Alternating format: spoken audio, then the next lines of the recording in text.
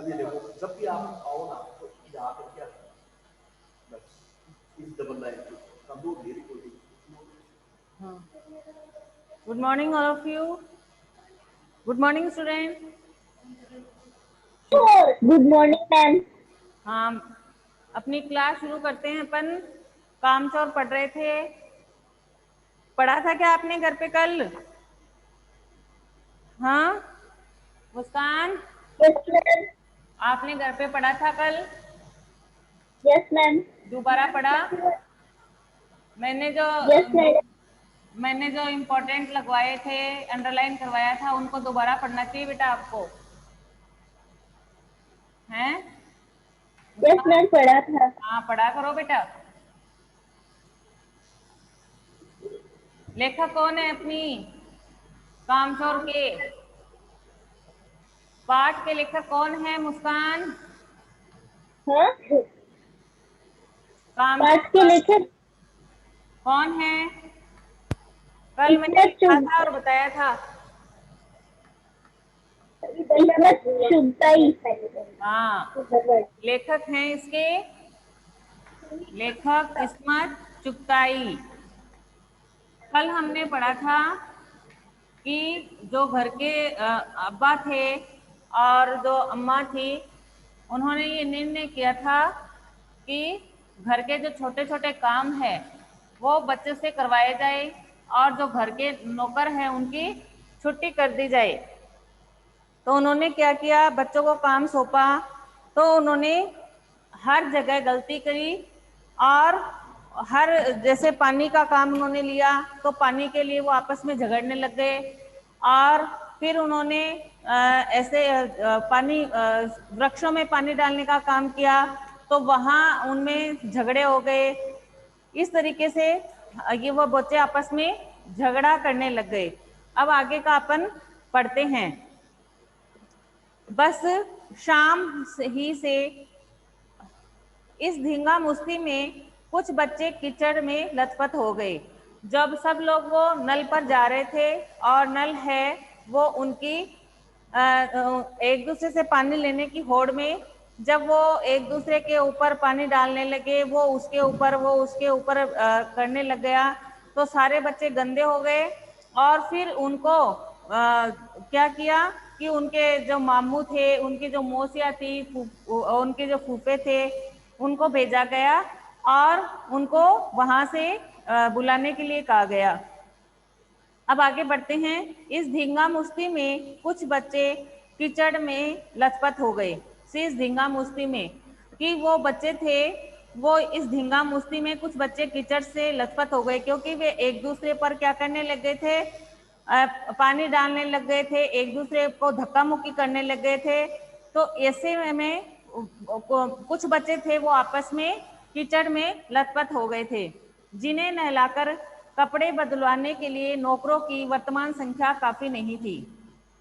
बता रहे हैं इसमें चुगताई कि उन्हें नहलाकर कपड़े बदलवाने के लिए जो नौकरों की संख्या थी वो काफी नहीं थी। तो क्या किया, पास के बंगलों से नौकर आए और 4 आना प्रति बच्चा के हिसाब से नहलवाए गए। कि पास के जो बंगले थे, पास में जो बंगले बने हुए थे वहां से नौकरों को बुलाया गया और उनको 4 आना के प्रति बच्चा के हिसाब से पैसे दिए गए और उनको नहलाया गया। हम लोग कायल हो गए कि सचमुच यह सफाई का काम अपने बस की बात नहीं और न ही पेड़ों की देखभाल हमसे हो सकती है। कम से कम मुर्गियां ही बंद कर दे। हम लोग कायल हो गए, वो लोग कायल के हो गए कि सचमुच है वो सफाई का काम है, हमारे बस की बात नहीं है। तो नहीं तो पेड़ों की देखभाल हमसे हो सकती है, तो चलो हम अगला काम करते हैं। तो उन्होंने अगला काम के लिए क्या सोचा कि कम से कम हम मुर्गियों को तो बंद कर दे जो कि इधर उधर घूम रही है, ये काम तो हम कर सकते हैं। बस शाम से ही जो बांस छड़ी हाथ पड़ी लेकर मुर्गियां हाँकने लगे, चल दड़बे दड़बे। वो जो उनके शाम से ही जो बांस थी या छड़ी थी, जो भी उनके हाथ में लगा वो उन्होंने बच्चों ने ले लिया और मुर्गियों को हाँकने के लिए चल दिए। और दड़बे, दड़बे क्या किसे कहते हैं? जहां पर मुर्गियों का रहने का स्थान होता है ना, उसको कहते हैं दड़बे। पर साहब, मुर्गियों को भी किसी ने हमारे विरुद्ध भड़का रखा था। ऊट पटांग इधर उधर कूदने लगी। दो मुर्गियां खीर के प्यालों से जिन पर आया चांदी के वर्क लगा रही थी, दौड़ती फड़फड़ाती हुई निकल गई। पर लेखक बता रहे हैं कि पर साहब, मुर्गियों को भी हमारे विरुद्ध किसी ने भड़का रखा था। इनको ऐसा लग रहा था कि मुर्गियों को भी हमारे विरुद्ध भड़का रहा था। यानी मुर्गियां थी, वो तो पक्षी होते हैं, तो वो जब बच्चे उनके पास गए तो वो डर के मारे इधर उधर दौड़ने लगी, और उनको लगा कि मुर्गियां भी, ऐसा लग रहा था कि मुर्गियों को भी हमारे विरुद्ध भड़का दिया है। दो मुर्गियां खीर के प्यालों से जिन पर आया चांदी के वर्क लगा रही थी, दौड़ती फड़फड़ाती हुई निकल गई। कि दो मुर्गियां थी जिन पे खीर के प्यालों से भरी हुई थी, और जिन पर जो आया है वो चांदी का वर्क लगा रही थी, तो वो दौड़ती फड़फड़ाती हुई उधर से ही निकल गई। तूफान गुजरने के बाद पता चला कि प्याले खाली हैं, और सारी खीर दीदी के कामदानी के दुपट्टे और ताजे धुले सिर पर लगी हुई है। एक बड़ा सा मुर्गा अम्मा के खुले हुए पायदान में कूद पड़ा, और कत्थे चुन्ने में लुथड़े हुए पंजे लेकर नानी अम्मा की सफेद दूध जैसी चादर पर छापे मारता हुआ निकल गया। तूफान गुजरने के बाद में पता चला कि प्याले खाली है। तूफान गुजरने से मतलब है कि जब वो मुर्गियां थी वो इधर उधर भागने लग गई, तो ऐसे लगा जैसे घर में तूफान आ गया हो। और जब वो मुर्गियां इधर उधर भाग गई, तब उनको पता चला कि जो प्याले हैं वो तो खाली हो गए, और जो सारी खीर दादी के कामदानी के दुपट्टे और ताजे धुले सिर पर लगी हुई थी।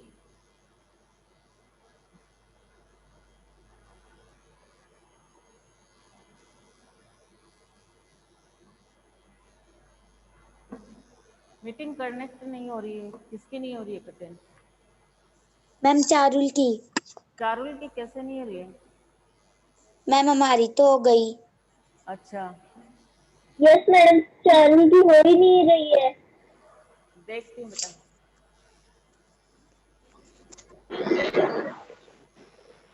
अब कोशिश कर।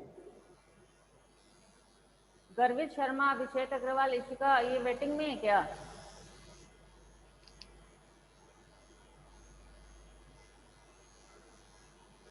आगे बढ़ते हैं। तूफान गुजरने के बाद पता चला कि प्याले खाली हैं, और सारी खीर दादी के कामदानी के दुपट्टे और ताजे धुले सिर पर लगी हुई है। एक बड़ा सा मुर्गा अम्मा के खुले हुए पानदान में कूद पड़ा, और कत्थे चूने में लुथड़े हुए पंजे लेकर नानी अम्मा की सफेद दूध जैसी चादर पर छापे मारता हुआ निकल गया। एक मुर्गी दाल की पतीली में छपाक मारकर भागी, और सीधी जाकर मोरी में इस तेजी से फिसली कि सारी कीचड़ मौसी जी के मुंह पर पड़ी, जो बैठी हुई हाथ मुंह धो रही थी। इधर सारी मुर्गियां बेन केल का ऊंट बनी चारों तरफ दौड़ रही थी। लेखक बता रहे हैं कि जो एक मुर्गी थी वो दाल की जो पतीली थी उसमें से छपाक मारकर भागी, और सीधे जाकर क्या किया, मोरी में इस तेजी से फिसली कि सारी कीचड़ है जो मौसी जी के मुंह पर पड़ गई। और जो बैठी हुई थी हाथ मुंह धो रही थी, इधर सारी जो मुर्गियां थी वो बेनकेल का ऊंट बनी चारों तरफ दौड़ती जा रही थी। क्यों दौड़ती जा रही थी वो? क्योंकि वो डर गई थी। वो डर रही थी, बच्चे उनके पीछे लगे हुए थे, तो वो डर के मारे इधर उधर दौड़ी जा रही थी। एक भी दड़बे में जाने को राजी न थी। उधर किसी को सूजी की जो भेड़ें आई हुई हैं लगे आ तो उन्हें भी दाना खिला दिया जाए। उधर किसी बच्चे में से उन्होंने ये देखा कि उनके मन में ये ख्याल आया कि जो भेड़ आई हुई हैं उनको भी लगे हाथों दाना खिला दिया जाए। दिन भर की भूखी भेड़े दाने का सूप देकर जो सबकी सब झपटी तो भागकर जाना कठिन हो गया। दिन भर की जो भूखी भेड़े थी वो जो दाने का सूप देखकर तो सबकी सब झपटी, तो भागकर जाना कठिन हो गया कि सारे दिन से वो भेड़ थी, वो भूखी थी, तो वो सारी की सारी सूप को देखकर उस पर झपट पड़ी, तो उनका जाना है, भागकर जाना कठिन हो गया। लष्टम पष्टम तख्तों पर चढ़ गई, पर भेड़ चाल मशहूर है, उसकी नजर तो बस दाने के सूप पर जमी हुई थी। पलंगों को फलांगती, बर्तन लुढ़काती साथ साथ चढ़ गई। पर भेड़चाल तो मशहूर है। कहते हैं ना, भेड़चाल किसे कहते हैं कि एक दूसरे को देखकर नकल करना। कि जैसे मैंने कोई भी काम है, मान लो मैंने किसी भी मंदिर के सामने और मैंने हाथ जोड़ दी और वो इतने दिन से ऐसे ही वीरान था, तो सब लोग मेरे को देख के वैसा का वैसा करने लग जाते हैं, उसमें हाथ जोड़ने लग जाते हैं, उसमें जाने लग जाते हैं, उसको कहते हैं भेड़चाल। यानी एक दूसरे को देखकर वैसा ही करना उसे कहते हैं भेड़चाल। उसकी नजर तो बस दाने के सूप पर जमी हुई थी, पलंगों के फलांगती, बर्तन लुढ़काती साथ साथ चढ़ गई। तख्त पर बानी दीदी का दुपट्टा फैला हुआ था, जिस पर गोखरी, चंपा और सलमा सितारे रखकर बड़ी दीदी मुगलानी बुआ की कुछ बता रही थी। भेड़े बहुत निसंकोच सबको रोदती, मेघनों का छिड़काव करती हुई दौड़ गई। कि जो तख्ती थी जिसमें बानी दीदी थी, उनका दुपट्टा जो फैला हुआ था और जिस पर गोखरी, चंपा और सलमा सितारे रखकर जो बड़ी दीदी थी वो मुगलानी बुआ को कुछ बता रही थी, उनका जो दुपट्टा था वो वहां पर फैला हुआ था और उस पर चंपा और सलमा के सितारे लगे हुए थे, तो उसको वो वहां रखकर जो उनकी बुआ थी उनको कुछ बताने गई हुई थी। तो भेड़े बहुत निसंकोच सबको रोकती, मेंगनों का छिड़काव करती दौड़ गई। तो भेड़े हैं, उनको कुछ पता नहीं था, वो क्या करती हुई, डर के मारे डरती हुई उसके ऊपर से उसको रोंदती हुई वहां से निकल गई। जब तूफान गुजर चुका तो ऐसा लगा जैसे जर्मनी की सेना टैंकों और बम्बारों सहित उधर से छापा मारकर गुजर गई हो। जब तूफान गुजर गया यानी जो वो ये थी भेड़े थी वो वहां से चली गई, तो लेखक बता रहा है ऐसा लगा जैसे कि जर्मनी की सेना टैंकों और बमबारों सहित इधर से छापा मारकर गुजर गई हो। कि जो टैंकों है और बम मारो सहित उधर से छापा मारकर गुजर गई है, यानी जो जर्मनी सेना थी वो टैंक लेकर आई हो और अपने बमों के सहित वहां से छापा मारकर वहां से गुजर गई हो। कैसा लग रहा था जब वो भेड़े उधर से गुजरी थी और उधर गुजरने के बाद में जब वो वहां से चली गई तब ऐसा लग रहा था। जहां जहां से सूप गुजरा, भेड़े शिकारी कुत्तों की तरह गंध सूंघती हुई हमला करती गई। कि जहां जहां पर सूप गुजरा, वो जो भेड़े शिकारी भेड़े क्या करी, जैसे शिकारी कुत्ता होता है वो सूंघता हुआ वहां से हमला कर देता है, वैसे भी जहां जहां सूप पड़ा था वहां भेड़े शिकारी के कुत्तों की तरह सूंघती हुई और हमला करती हुई वहां से चली गई। हसन माँ एक पलंग पर दुपट्टे से मुंह ढाके सो रही थी। उन पर से जो भेड़े दौड़ी तो न जाने वह सपने में किन महलों की सैर कर रही थी। दुपट्टे में उलझी हुई मारो मारो चीखने लग गई। उनकी तो एक हसन माँ जो एक पलंग पर क्या करी थी, दुपट्टे से मुंह ढके हुए सो रही थी और उन पर से जो भेड़े दौड़ी तो न जाने वह सपने में किन महलों की सैर कर रही थी। दुपट्टे में उलझी मारो मारो चीखने लग गई। उनको एडमिट करो मैडम। तो जो भेड़े थी वो क्या करी थी, वो जो हसन माँ थी एक पलंग पर लेटी हुई थी और अपने मुंह ढक के सो रही थी। तो उन भेड़ों से जो भेड़ थी वो दौड़ी तो ऐसा लगा कि वह किन सपनों में खोई हुई थी, महलों की सैर कर रही थी। बाद में दुपट्टे में उलझी हुई तो मारो मारो चीखने लग गई, यानी वो सपने एकदम सोई हुई थी। सोते सोते हुए उसको क्या लगा कि वो किसी सपने में खोई है और जब वो भेड़े थी उन पे से गुजरी तब वो मारो मारो करके चीखने लग गई। इतने में भेड़े सूप को भूलकर तरकारी वाले की टोकरी पर टूट पड़ी। इतने में बाद में क्या हुआ, जो भेड़े थी वो सूप तो भूल गई और तरकारी वाला यानी सब्जी वाला था, उसकी टोकरी पर टूट गई। टूट पड़ना यानी वहां चली गई वह दालान में बैठी मटर की फलियां तोल तोल कर रसोइयों को दे रही थी। दालान यानी क्या होता है? बरामदा। कि वह दालान में बैठी, जो तरकारी वाली थी, वह दालान में बैठी मटर की जो फलियां होती है उनको तोड़ तोड़ कर रसोइयों को दे रही थी। जो तरकारी वाला वहां बैठा था, तो वह क्या कर रही थी कि दालान दालान यानी बरामदा, बरामदे में बैठी जो मटर की जो फलियां थी। मैम इशिका का माइक ऑफ कराओ, आवाज क्लियर क्या नहीं आ हुआ रही। मानसी? इशिका के माइक की आवाज आ रही। मानसी क्या हुआ? मैम इशिका का माइक ऑफ कराओ, आवाज आ रही है माइक से। सुनाई नहीं दे रहा क्या मानसी? हेलो। मैम इशिका का माइक ऑफ, जिसके माइक की आवाज आ रही है, तो मैम आपकी आवाज अच्छे से नहीं, नहीं आ माइक रही। शुरू है, चालू है। सुनाई नहीं दे रहा क्या आपको? मैडम इशिका का माइक ऑफ करवाओ। हेलो।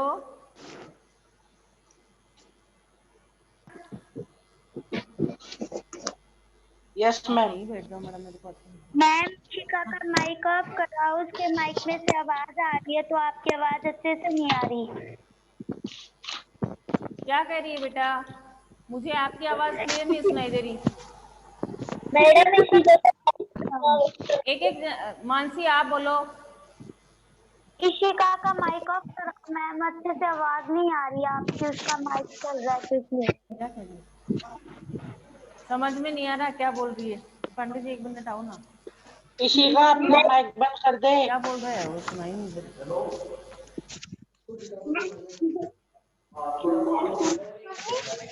पहले नहीं कर रहा। माइक नेटवर्क प्रॉब्लम है बेटा। इतने में भेड़े सूप को भूलकर तरकारी वाले की टोकरी पर टूट पड़ी। वह दालान में बैठी मटर की फलियां तोड़ तोड़ कर रसोइयों को दे रही थी। वह अपनी तरकारी का बचाव करने के लिए सीना तान कर उठ गई। आपने कभी भेड़ों को मारा होगा तो अच्छी तरह देखा होगा कि बस ऐसा लगता है जैसे रुई के तकिए को कूट रहे हो। वो लेखक बता रहे हैं कि वह अपनी तरकारी का बचाव करने के लिए क्या किया कि सीना तानकर उठ गई कि जब भेड़ों ने वहां पर हमला कर दिया, वो टोकरी पर जब टूट गई, तो जो तरकारी वाली थी उसने अपना बचाव करने के लिए अपना सीना तानकर खड़ी हो गई, यानी खड़ी हो गई। और माइक बंद कर तेरा। क्या नेटवर्क प्रॉब्लम है बेटा? आवाज कट के आ रही है तो नेटवर्क प्रॉब्लम है। नेटवर्क प्रॉब्लम की नो वजह से, मैम इशिका का माइक चल रहा है, तो उसके घर में कोई बात हो नेटवर्क रही है, तो प्रॉब्लम वो की बात वजह से सुनाई दे आपको रही है, कम फिर सुनाई आपकी दे रहा है बेटा। सुनाई दे रही।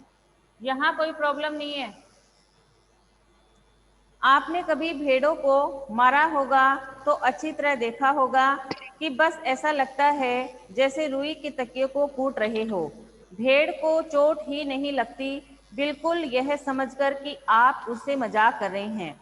वह आप पर ही चढ़ बैठेगी। जरा सी देर में भेड़ों ने तरकारी छिलकों सहित अपने पेट की कढ़ाई में झोंक दी। उधर यह प्रलय मची थी, उधर दूसरे बच्चे भी लापरवाह नहीं थे। इतनी बड़ी फौज थी जिसे रात का खाना न मिलने की धमकी मिल चुकी थी।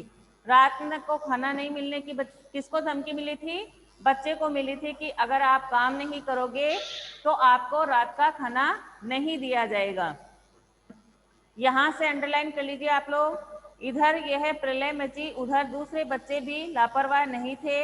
इतनी बड़ी फौज थी जिसे रात का खाना न मिलने की धमकी मिल चुकी थी।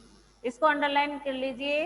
अपना प्रश्न यहाँ से बन रहा है कि बच्चों को अपने अम्मा और बाबा से क्या धमकी मिली थी कि उन्हें रात का खाना नहीं दिया जाएगा। वे 4 भैंसों का दूध दूहने जुट गए। वे धुली बेधुली बाल्टी लेकर 8 हाथ 4 थनों पर किल पड़े। भैंस एकदम जैसे चारों पैर जोड़कर उठी और बाल्टी को लात मारकर दूर जा खड़ी हुई, क्योंकि बच्चों को ये धमकी मिल चुकी थी ना कि अगर आप काम नहीं करोगे तो आपको रात का खाना नहीं मिलेगा। तो जो बच्चे बचे हुए थे वे 4 भैंसों को दूहने के लिए जुट गए और उन्होंने क्या किया, ऐसे भी नहीं देखा कि ये बाल्टी सही है, ये गंदी है या साफ है। उन्होंने क्या किया, धुली या बेधुली बाल्टी लेकर वो 8 हाथ 4 थनों पर पिल पड़े। वो 8 हाथ हो गए तो 4 थन थे क्योंकि कैसे हो गए 8 हाथ कैसे हो गए, क्योंकि वो 4 जने थे और वो उनके गाय के 4 थनों पर पिल पड़े, यानी दूध निकालने के लिए तैयार हो गए। भैंस एकदम जैसे चारों पैर जोड़कर उठी और बाल्टी को लात मारकर दूर जा खड़ी। भैंस है वो इससे क्या हो गई, एकदम से बिदक गई और वह चारों पैर जोड़कर बैठी हुई थी, लेकिन फिर बाल्टी को लात मारी उसने और दूर जाकर खड़ी हो गई, क्योंकि वो बच्चे थे वो 4 उनके साथ आ गए थे। तय हुआ कि भैंस की अगाड़ी पिछाड़ी बांध दी जाए और फिर काबू में लाकर दूध दुह लिया जाए। अब जब उन्होंने देखा कि क्या किया जाए, भैंस से तो दूध निकाला नहीं जा सकता, तो उन्होंने तय किया कि भैंस की अगाड़ी पिछाड़ी बांध दी जाए, यानी उसके आगे के पैर और पीछे के पैरों को बांध दिया जाए। अब प्रश्न अपना यहाँ से भी बन रहा है कि भैंस का दूध दूहने के लिए क्या निश्चय किया गया, तो उन्होंने यह निश्चय किया कि भैंस की अगाड़ी और पिछाड़ी बांध दी जाए, यानी आगे के और उसके पैरों को बांध दिया जाए। अंडरलाइन कर लीजिए इसको। और फिर काबू में लाकर दूध दुह लिया जाए, यहाँ तक अंडरलाइन कर लीजिए। आगे पढ़ते हैं। बस झूले की रस्सी उतारकर भैंस के पैर बांध दिए गए। बस झूले की जो रस्सी थी उन्होंने क्या किया कि इसको बांधना है, तो उन्होंने जो झूले की रस्सी थी उसको उतार लिया और भैंस के जो पैर है वो बांध दिए। पिछले 2 पैर चाचा जी की चारपाई के पायों से बांध अगले 2 पैरों को बांधने की कोशिश जारी थी। पिछले 2 जो पैर थे वो चाचा जी की चारपाई के पायों से बांध उन्होंने क्या किया कि उसके भैंस के जो पिछले 2 पैर थे वहां पर चाचा जी थे वो सोए हुए थे, तो उनकी चारपाई से उनके उसको बांध दिया और अगले 2 पैरों को बांधने की कोशिश जारी थी, और जो अगले जो पैर थे उनको भी बांधने की कोशिश जारी थी। जो पीछे के पांव थे उनको तो किससे बांध दिया, चाचा जी की चारपाई से, और जो 2 पैर बचे हुए थे उनकी कोशिश जारी थी कि भैंस चौकन्नी हो गई। छूटकर जो भागी तो पहले चाचा जी समझे कि शायद कोई सपना देख रहे हैं। फिर जब चारपाई पानी के ड्रम में टकराई और पानी छलकर गिरा तो समझे कि आंधी तूफान में फंसे हैं। एक बार तो चाचा जी ये सोचे कि शायद वो कोई सपना देख रहे हैं, लेकिन जब वो चारपाई है वो पानी के ड्रम से टकराई और पानी छलक कर गिरा तो समझे कि आंधी तूफान में फंसे हैं। आंधी तूफान में फंसे से मतलब क्या है, क्योंकि भैंस के पैरों से उसको चारपाई को बांध दिया था, तो जो भैंस थी वो क्या भी सहम गई थी और उसने क्या किया, वो उठ गई और भागने लग गई। तो चाचा जी की जो चारपाई थी वो भी उनके साथ भागने लगी। तो चाचा जी ने पहले तो सोचा कि वो सपना देख रहे हैं, लेकिन जब चारपाई थी वो पानी के ड्रम से टकराई और पानी है वो छलक कर गिर गया, तो अब उनकी समझ में आया कि ये आंधी तूफान में फंस गए हैं। साथ ही भूचाल भी आया हुआ है। फिर जल्दी ही उन्हें असली बात का पता चल गया। साथ में उन्हें ऐसे लगा कि कोई आंधी तूफान आ गया है, लेकिन बाद में पता चला कि भूचाल भी आया हुआ है, और लेकिन बाद में उनको असली बात पता चल गई कि कोई आंधी तूफान या भूचाल नहीं आया हुआ, ये सब बच्चों की करतूतें हैं।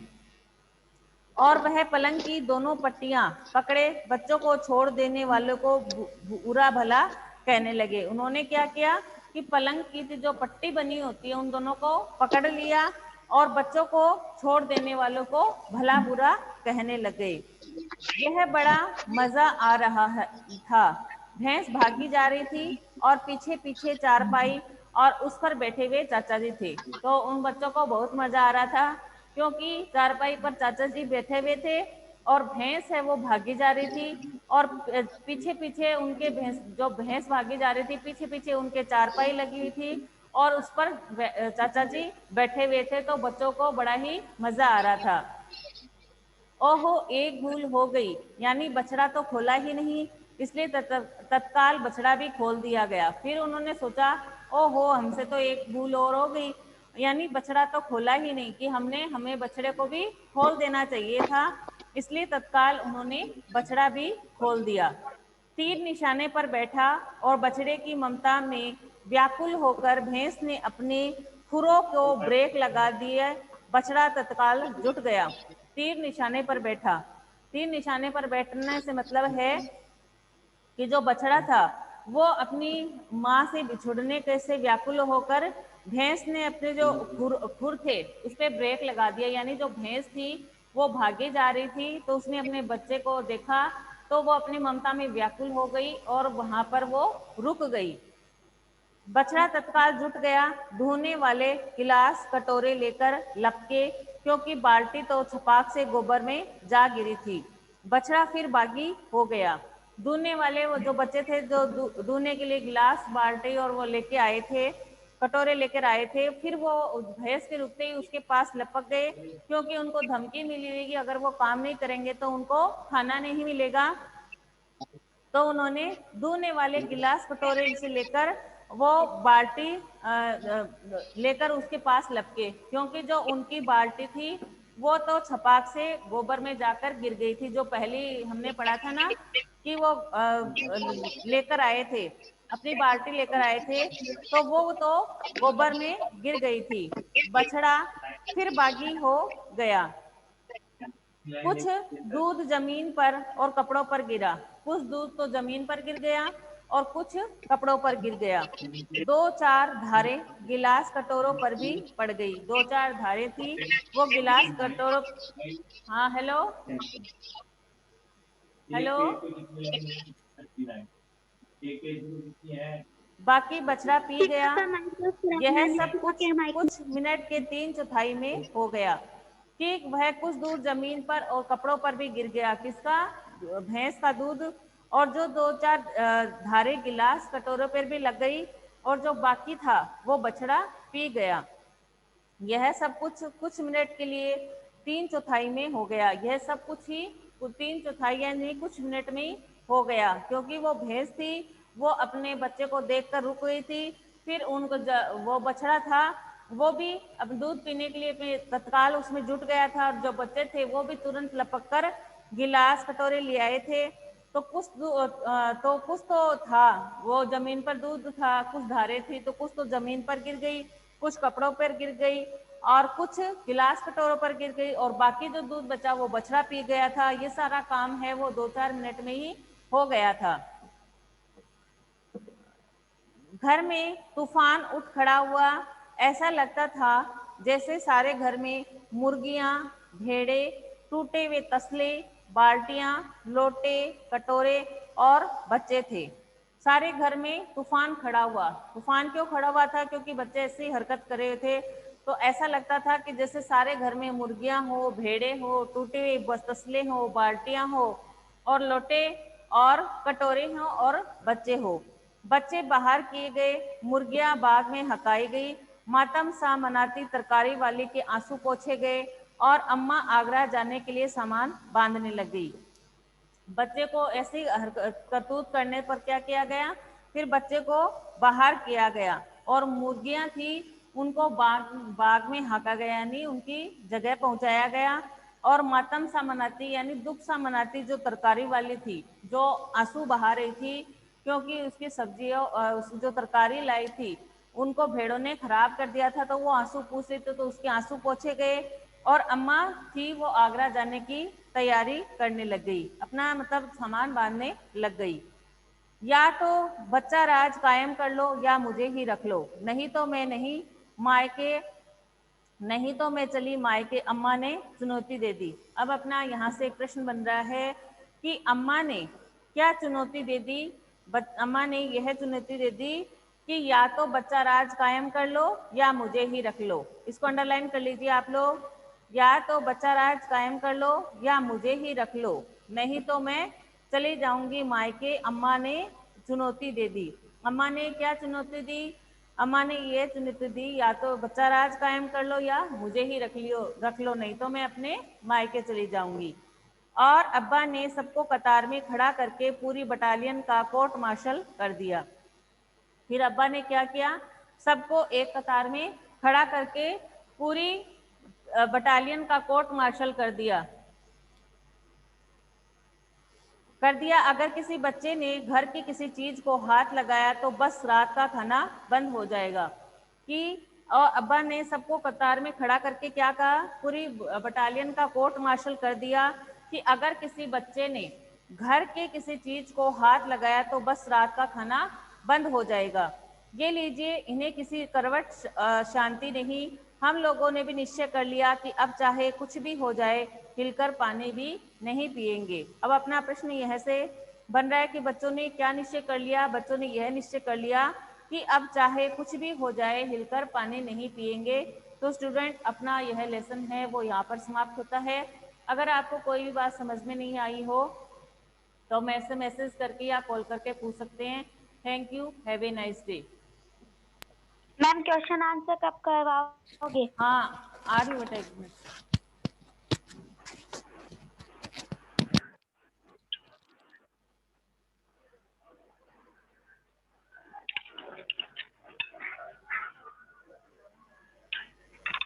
क्वेश्चन आंसर कब करवाओगे मैम?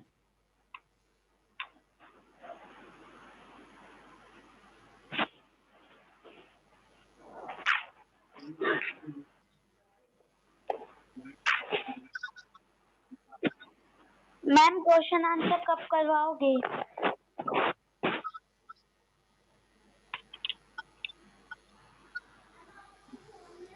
जी।